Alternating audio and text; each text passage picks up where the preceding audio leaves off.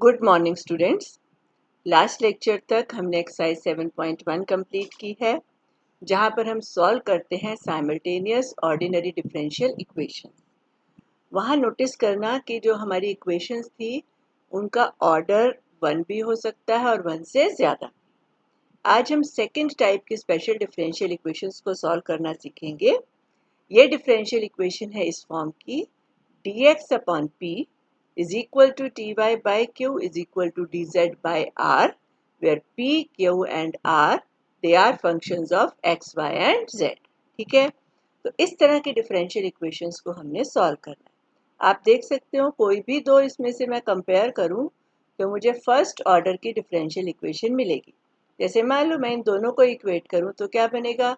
q times dx is equal to p times dy, और you can say dy by dx is q by p। Differential equation हो गई first order की।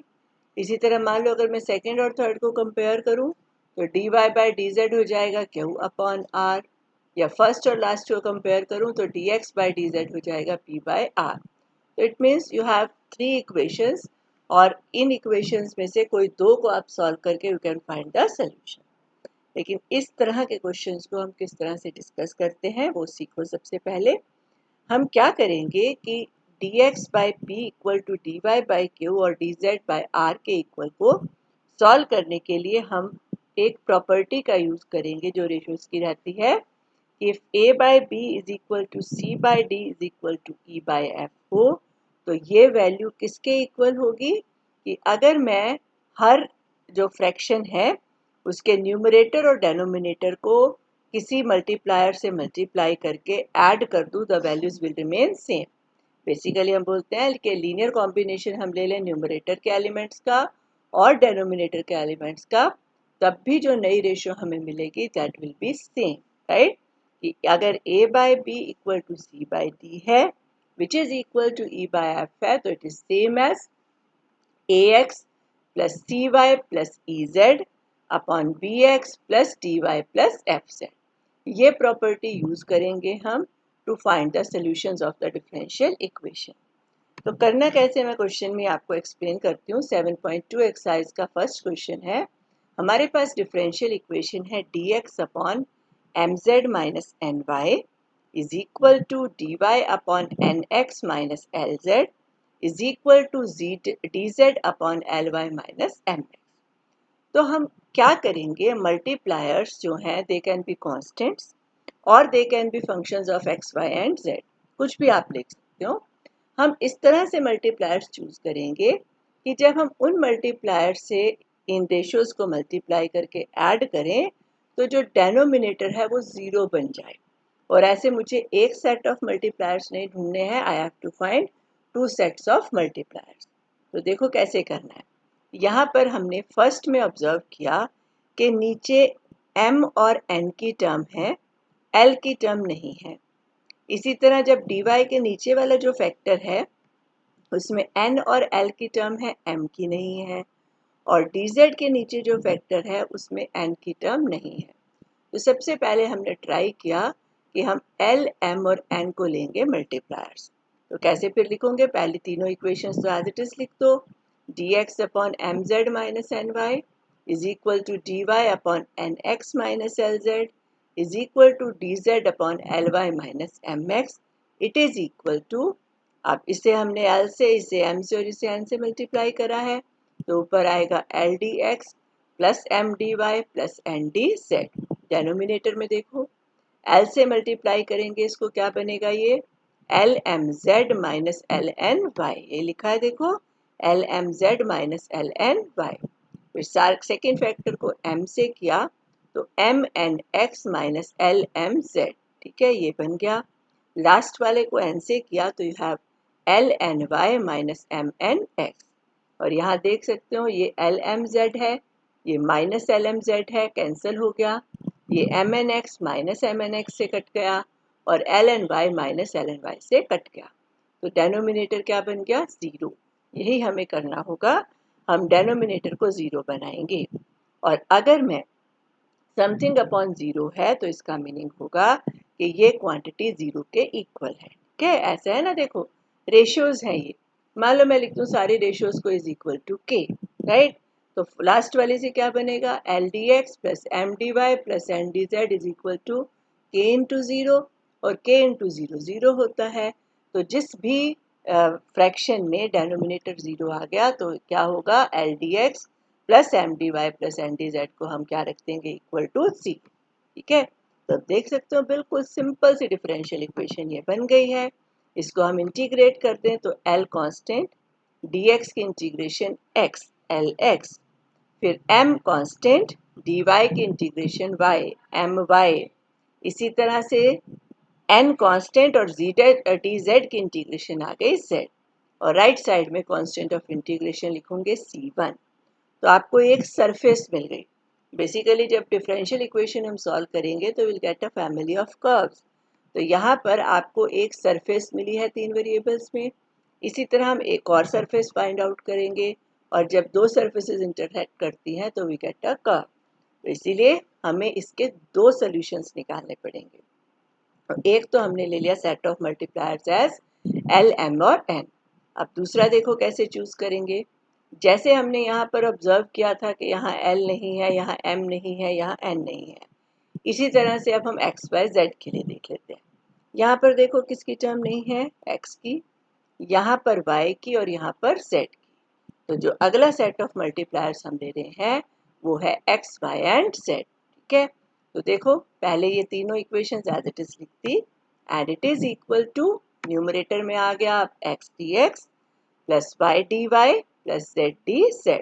नीचे देखो x से multiply किया mzx minus nyx आएगा पहला, फिर दूसरे को y से किया n x y minus l y z, last को z से किया तो plus l y z minus m x z, और यहाँ पर भी आप देख सकते हो एम जेड एक्स लास्ट से कट गया, minus n x y plus n x y से कट गया, minus l y z plus l y z से कट गया। तो डेनोमिनेटर ज़ीरो बन गया। तो ये मुझे देगा कि x d x plus y d y plus z d z is zero. फिर से डिफरेंशियल इक्वेशन सिंपल है ये, इंटीग्रेट कर दो, x की integration x square by two, y की integration y square by two, z की integration z square by two. Right side पर हमने कांस्टेंट ऑफ इंटीग्रेशन भी इसी फॉर्म में लिख दिया c2 बाई टू। तो टू तो थ्रू आउट कैंसिल हो गया, तो क्या बनी दूसरी surface, x square plus y square plus z square is equal to c2।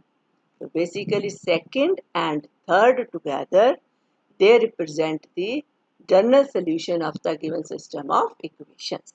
तो इस तरह से हमने करना है। तो ये जो क्वेश्चंस होंगे ये सारे ऑब्जर्वेशन बेस्ड हैं। कईयों में तो बहुत सिंपली आपको दिख जाएंगी चीज़ें, कईयों में आपको थोड़ा सा सोचना पड़ेगा कि हम मल्टीप्लायर्स क्या चूज़ करें कि डेनोमिनेटर ज़ीरो बने, या कुछ क्वेश्चंस में ज़ीरो नहीं बनेगा, वो मैं आगे क्वेश्चंस में जैसे जैसे आएगा आई विल बी टेलिंग। ठीक है, तो इन जनरल तो हम ऐसे मल्टीप्लायर्स चूज़ करेंगे कि जब हम उन मल्टीप्लायर्स का यूज़ करके इक्वेशन बनाएं तो डेनोमिनेटर क्या बन जाए, ज़ीरो बन जाए। ठीक है, चलिए सेकेंड क्वेश्चन करते हैं। सेकेंड क्वेश्चन है dx अपॉन है x times y square minus z square, dy upon है minus y times z square plus x square, dz upon है z times x square plus y square. यहाँ पर देखो हमें नज़र आ रहा है ये स्क्वायर्स की टर्म्स है। तो सबसे पहले हम क्या करेंगे कि हम ट्राई करेंगे कि मल्टीप्लायर में ले लूँ 1 बाय एक्स, 1 बाय वाई और 1 बाय जेड। अभी साइन डिसाइड नहीं किया है कि जैसे ऊपर वाले क्वेश्चन में तो सिंपली ऐड ही किया था हमने, एल एम एन थे तीनों पॉजिटिव, एक्स वाई जेड भी थे तीनों पॉजिटिव। लेकिन यहाँ हम देखेंगे कि अगर मैं तीनों को पॉजिटिव ले लूँ तो क्या मेरा पर्पस सॉल्व होता है या नहीं, या व्हाट शुड आई टेक। तो पहली बात तो ये नज़र आ रही है कि I will be taking 1 by x, 1 by y and 1 by z as my multipliers. ठीक है, तो हम क्या करते हैं, जैसे रफ में मैंने लिख कर देख लिया, 1 बाय एक्स रखा तो यहाँ बचेगा y square minus z square, right. यहाँ से मान लो 1 बाय माइनस वाई हट गया, Z square plus x square रह गया, और यहाँ पर इसी तरह से रह गया x square plus y square. ठीक, अब मैं इनके बीच में किस तरह से साइंस डालूं कि ये सारे वैनिश हो जाएं, राइट। यहाँ देखो माइनस जेड स्क्वायर है, माइनस वाली तो एक ही टर्म है तो वहीं से स्टार्ट करेंगे देखना, ये है माइनस वाई स्क्वायर, तो इसको 0 बनाने के लिए मुझे प्लस जेड स्क्वायर चाहिए, प्लस जेड स्क्वायर मुझे यहाँ से मिलेगा। इसका मीनिंग हुआ इन दोनों के बीच में मुझे प्लस का साइन चाहिए।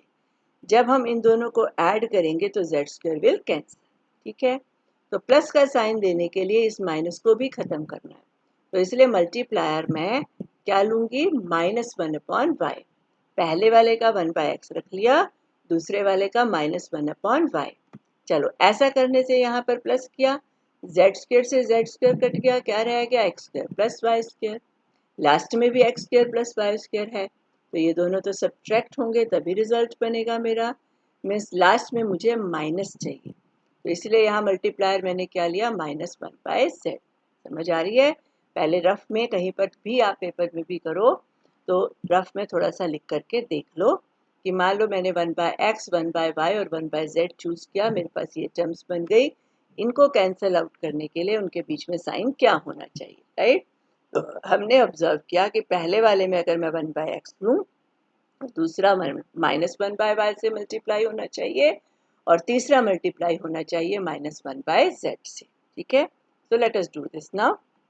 आपके पास क्या बन जाएगा ये मल्टीप्लायर चूज करके, पहली तीनों इक्वेशंस तो एज इट इज लिख लो, fraction sorry, dx upon x y square minus z square is equal to dy by minus y z square plus x square is equal to dz by z x square plus y square. अब first को 1/x से, second को -1/y से, third को -1/z से multiply करके add किया। तो नीचे जब 1/x किया तो x से x कट गया, क्या रह जाएगा, y square minus z square. Second को हमने किससे मल्टीप्लाई किया, -1/y से, माइनस माइनस प्लस, y से y कट के plus z square plus x square. Third को हमने -1/z से किया, z से z कटा, minus of x square plus y square, और इन सब का सम है 0। तो मेरे पास आया 1/x dx -1/y dy -1/z dz upon 0।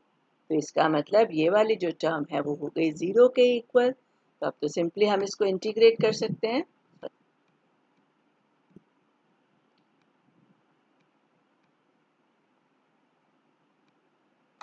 ठीक है, अब तो सिंपल इंटीग्रेशन करनी है। 1/x की हुई log x minus as it is 1/y की log y, ये minus as it is 1/z की log z, राइट साइड में log of c1 which is constant of integration. तो क्या बनेगा, log of x upon yz is equal to log c1। तो x bye yz हो गया c1, तो एक सरफेस मुझे मिली x is equal to c1 by z। अब सेकंड देखना है, फिर से देखो, तीनों इक्वेशंस रख ली। अब हम दूसरा सेट ऑफ मल्टीप्लायर्स लेंगे कि मान लो मैं इसे x से मल्टीप्लाई कर दूं तो एक्स स्क्वायर बनेगा, x square y square x square z square, fourth degree के दोनों फैक्टर्स बन जाएंगे।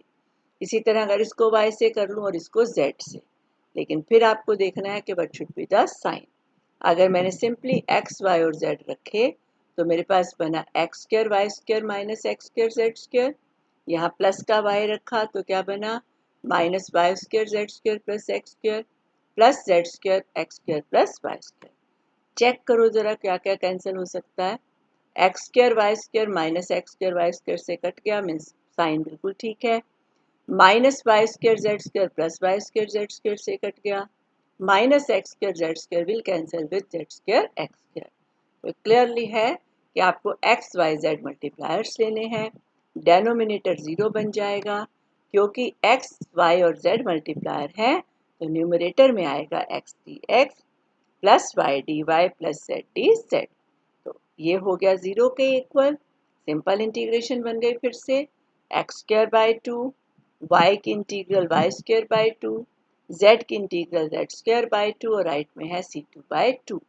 तो दूसरी जो मेरे पास सरफेस बनी वो है x square plus y square plus z square is equal to c2, उसे हम इक्वेशन थर्ड कह देंगे, and second and third together represent the solution of given system of equation. ठीक है, चलिए नेक्स्ट करते हैं क्वेश्चन नंबर 4। फोर्थ में है dx upon z times x plus y is equal to dy upon z times x minus y is equal to dz upon x square plus y square. तो यहाँ हमने क्या observe किया कि अगर मैं पहली दोनों इक्वेशंस को सिर्फ देखूं तो z से z कट जाएगा, तो ये दोनों इक्वेशन सिर्फ x और y में रह जाएंगी। अगर ऐसा भी होता है कि आप तीन में से दो इक्वेशंस देख रहे हो कि जो सिर्फ एक्स वाई में है, मान लीजिए ये दोनों सिर्फ एक्स और वाई में है, तो आप इनको सॉल्व कर दो, इसमें z नहीं आएगा फिर तो कोई प्रॉब्लम नहीं है, that will also give me a solution. ठीक है, तो हम इसमें सबसे पहले यही करने वाले हैं कि हम फर्स्ट और सेकंड को कंपेयर कर देंगे। तो क्या होगा, z से z कट गया, क्रॉस मल्टीप्लाई कर दो, x minus y d x is equal to x plus y d y. अब इस इक्वेशन को सॉल्व करने के आपके पास कई मेथड्स हैं। एक मेथड तो है, ये होमोजीनियस इक्वेशन है फर्स्ट डिग्री की, dy बाई डी एक्स क्या बनेगा, x minus y upon x plus y, उस तरीके से सॉल्व करें इसे, या आप इसको एग्जैक्ट डिफरेंशियल इक्वेशन के मेथड से भी सॉल्व कर सकते हो। यहाँ मैं आपको इसको सॉल्व करना सिखाऊंगी बाय ऑब्जर्वेशन, कि देख के टर्म्स को हम रीअरेंज करके कैसे आप सॉल्व कर सकते हैं। ठीक है, सी है, इनको सारे को मैंने ओपन कर दिया। ये x dx है, x dx की इंटीग्रेशन हमें आती है, अगर डायरेक्ट करनी पड़े तो कोई प्रॉब्लम नहीं है, x की integration x square by 2। Next बना माइनस वाई डी एक्स, इसको देखना पड़ेगा।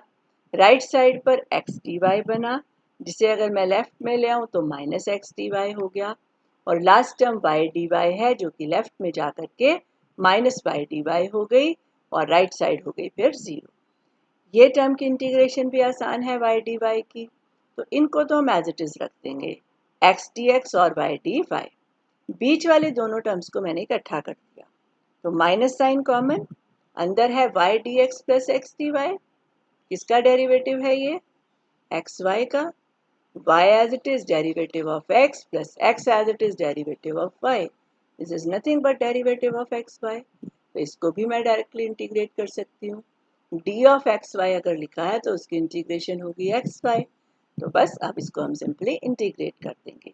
तो x की इंटीग्रेशन आ गई एक्स स्क्वायर बाई 2, माइनस इस टर्म की इंटीग्रेशन बनी एक्स वाई, माइनस y की इंटीग्रेशन बनी y square by 2 is equal to c1 by 2 ले लिया।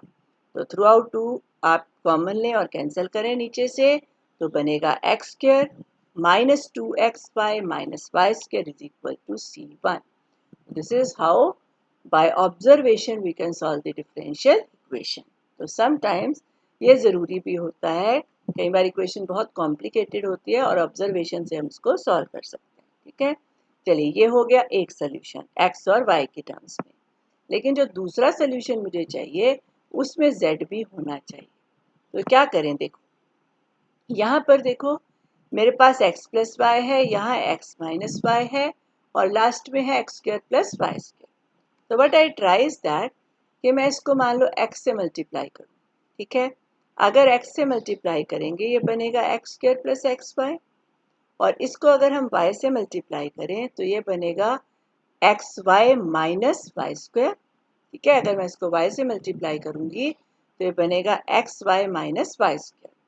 तो क्या करें, इसको x से करें, इसको y से, लेकिन दोनों को फिर मुझे सब्ट्रैक्ट करना पड़ेगा। ठीक है, क्योंकि अदरवाइज तो y स्क्वायर नेगेटिव बन जाएगा। तो what we do is that, नीचे देखते हैं। Okay, I have taken a different set of multipliers, आप जो मैंने बोला है उसको भी ट्राई करिएगा, बट यहाँ पर अभी हमने क्या लिया है, y x और माइनस z को मल्टीप्लायर्स लिया। तो जब हम फर्स्ट को y से, सेकंड को x से और तीसरे को माइनस z से मल्टीप्लाई करके ऐड करेंगे तो नीचे क्या बना, देखो y से किया yz हो गई, yz into x is x y z, plus आ जाएगा वाई स्क्वेयर जेड। इसी तरह यहाँ से मुझे क्या मिल जाएगा, x square z minus x y z, last से मिल जाएगा minus z x square minus z y square. और यहाँ पर हम देख सकते हैं कि एक्स वाई जेड से एक्स वाई जेड कट गया, जेड वाई स्क्वायर भी कट गया, जेड एक्स स्क्वायर भी कट गया, तो नीचे आ जाएगा 0। तो I have y d x plus x d y minus z d z 0। ये फिर से डेरिवेटिव हुआ एक्स वाई का, तो it is d of x y minus z d z 0। Integrate करोगे तो x y minus z square by 2 is equal to c2। तो आपको दो सॉल्यूशंस मिल गए, and these two together will represent the required solution। ठीक है, एक चीज मैंने जो कही थी कि अभी हम कर रहे थे कि एक्स वाई को ट्राई करें तो आपने ये भी अपने पास करना है। इस केस में यूनिक सोल्यूशन ही मिले ऐसा ज़रूरी नहीं है, आप जैसे मल्टीप्लायर्स चूज करोगे उसके अकॉर्डिंग सोल्यूशन भी डिफरेंट मिल सकते हैं। तो आपने घर में अपने पास करना है कि अगर मैं इसको y से करूँ, इसको x से करें, इसे y से करें, और थर्ड को अगर हम मान लीजिए z से करते हैं, do we get some solution और not. I don't think we shall be getting, लेकिन एक बार आप ट्राई जरूर करिएगा, ठीक है।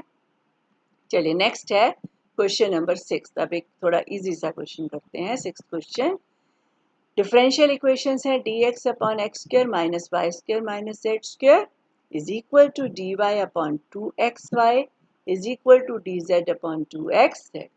तो क्या दिख रहा है हमें? We should compare second and third first. यहाँ से क्या कट जाएगा? दोनों में से 2x, तो y और z में इक्वेशन रह जाएगी। dy by y is equal to dz by z। Integrate कर दो, 1 बाई y की integration log y, 1 by z की log z, प्लस आ गया log ऑफ c1।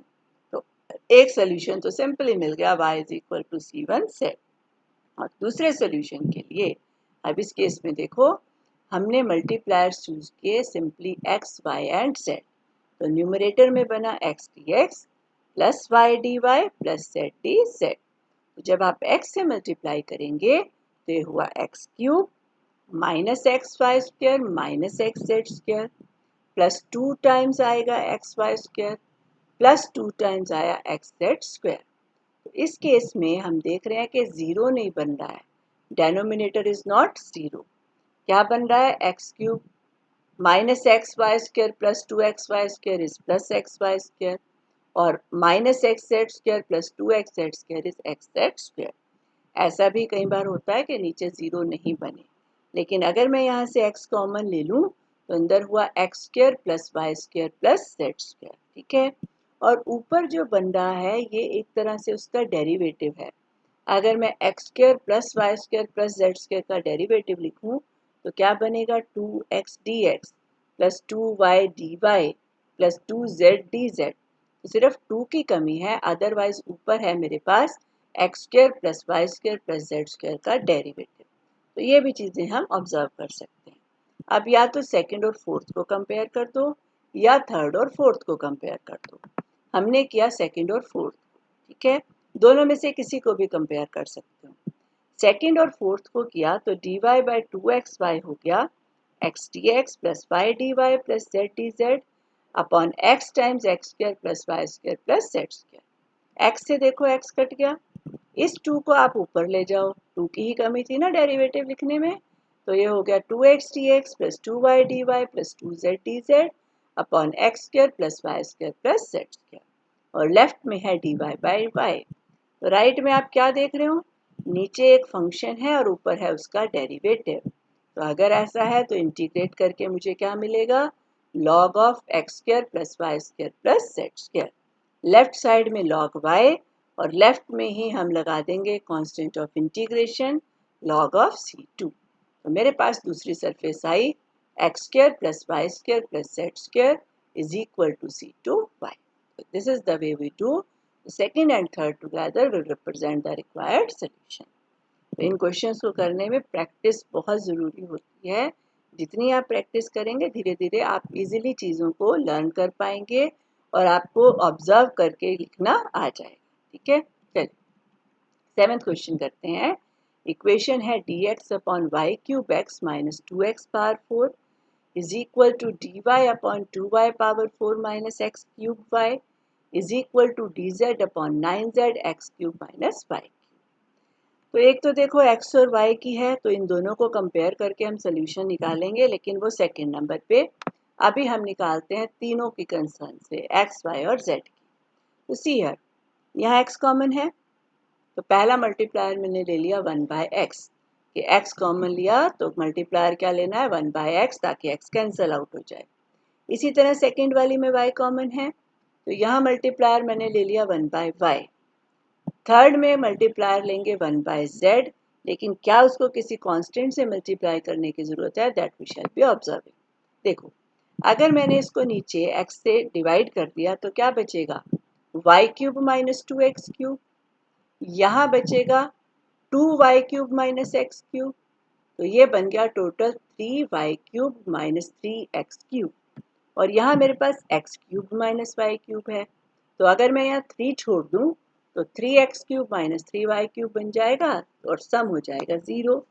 तो हम लास्ट का मल्टीप्लायर लेंगे 1/3z ताकि यहाँ 3 बच जाए। ठीक है, 9z नहीं लेंगे, क्या लेंगे 1/3z। ठीक है, तो मेरे मल्टीप्लायर्स हुए 1/x, 1/y और 1/3z।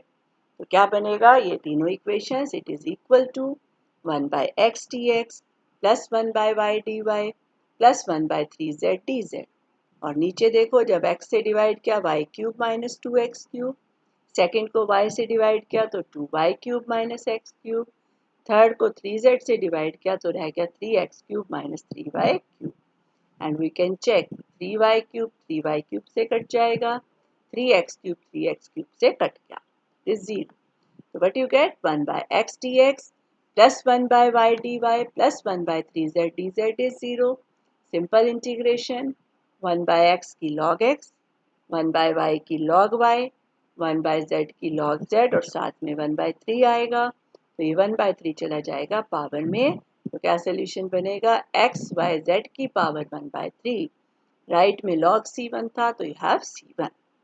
एक सरफेस मुझे मिल गई, x y z की power 1/3 is equal to c1. Next we find the solution by using first two equations. ये सिर्फ x और y में है। उसी तरह से हमने वेरिएबल्स को सेपरेट किया, ये क्रॉस मल्टीप्लाई किया, but you get 2y power 4 minus x³ y dx is equal to y³ x minus 2x power 4 dy। तो जैसे हमने पिछले क्वेश्चन में ऑब्जर्वेशन से किया था, इसे भी हम बाय ऑब्जर्वेशन करेंगे, dy की टर्म्स को भी हम लेफ्ट में लाएं। अदरवाइज आप इसको ट्राई करके देखो by the method of exact differential equations. तो यहाँ पर देखो, ये होमोजीनियस इक्वेशंस हैं सारी 4th डिग्री की और एग्जैक्ट नहीं है।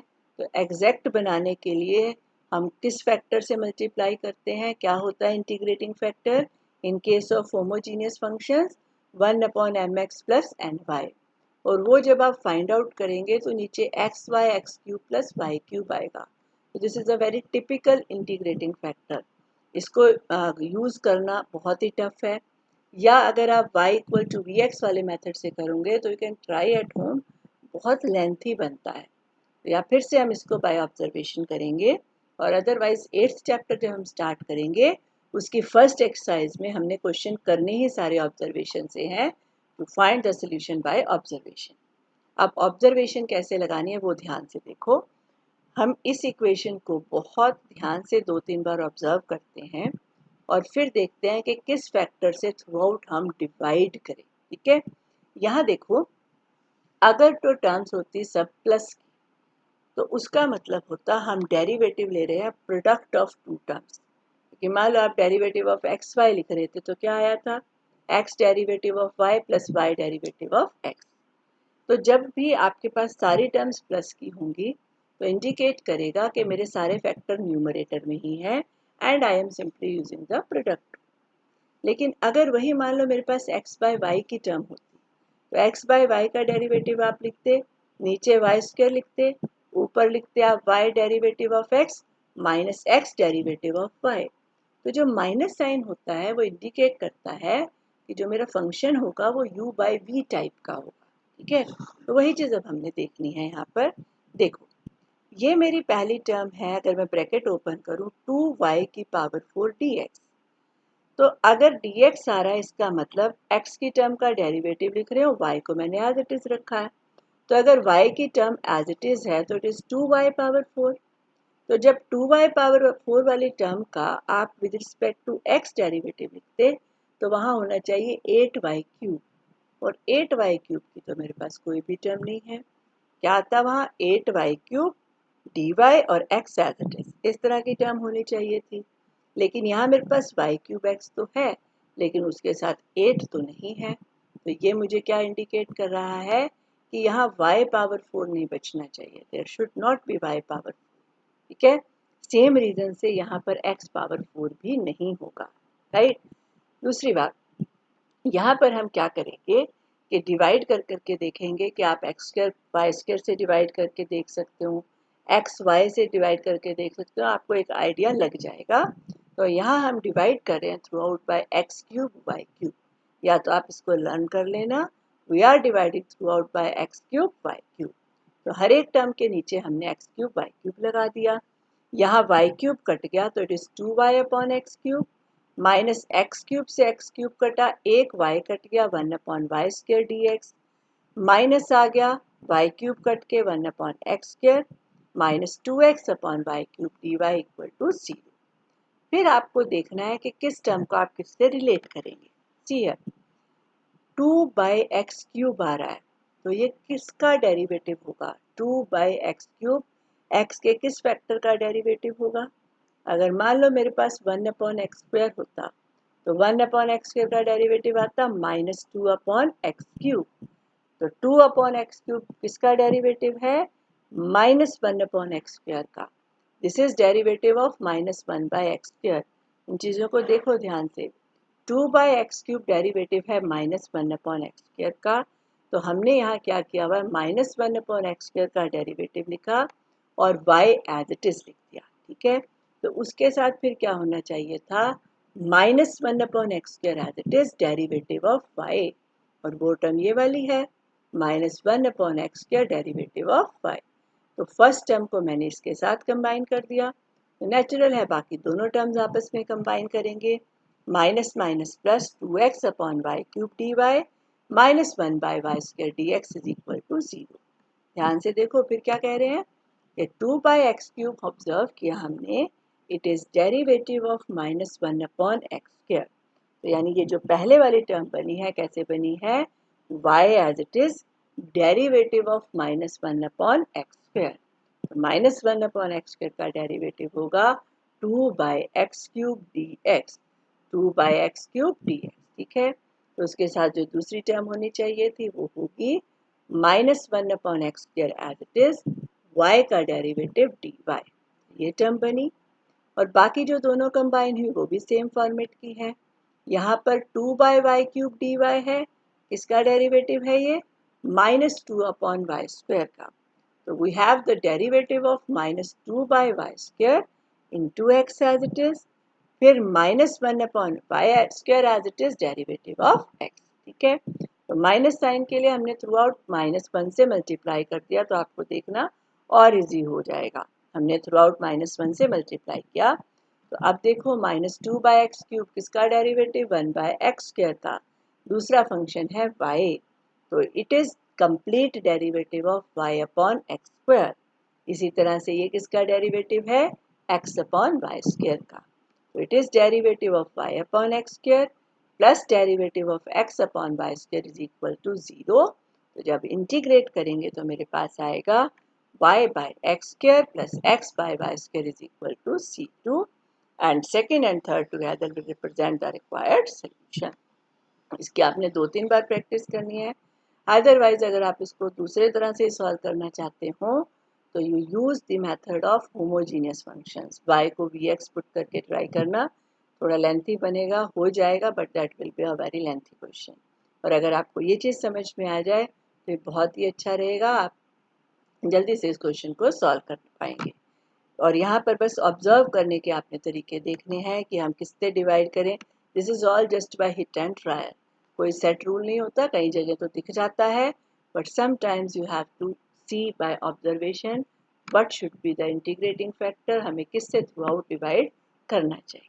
फाइन, तो आपने क्या करना है, अब you will do the exercise 7.2 complete along with the examples, और आपके जो भी डाउट्स हैं यू कैन डिस्कस।